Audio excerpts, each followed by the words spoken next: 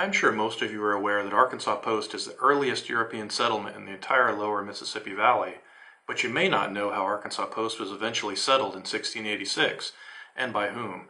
So I would like to tell you about Henry de Tonti, the founder of Arkansas Post, and why he came to this region now known as Arkansas.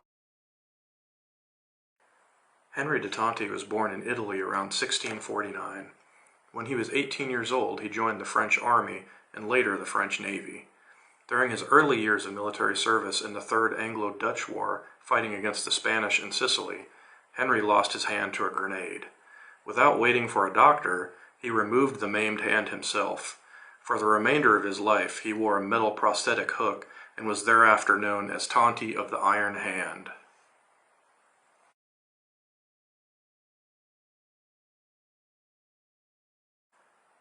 Tonti continued his service to France as an explorer and trader in the New World. In 1678, Tonti assisted Robert La Salle in his exploration of North America. Before he would come to Arkansas, Tonti would be influential in many French endeavors in the Great Lakes and in the Illinois Territory. Tonti oversaw the construction of the Griffin, the first ship to sail the upper Great Lakes, and commanded Fort St. Louis on the Illinois River, a major early trading post.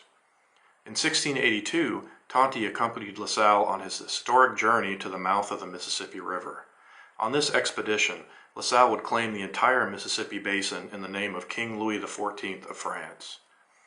La Salle returned to France to recruit colonists to settle the new Louisiana colony, and Tonti oversaw the French enterprise at Fort St. Louis. In an attempt to meet La Salle as he ascended the Mississippi, Tonti headed south in 1686. Although he would never find La Salle, Tonti left his mark on history when he established a small trading post 25 miles up a river then known as Tonti's River. That settlement was Arkansas Post, and the river is now called the Arkansas. Tonti's Arkansas Post was located on the north bank of the Arkansas River near the Quapaw village of Ossetoy. Tonti left 6 Frenchmen there to construct a house and establish good relations and trade with the Quapaw.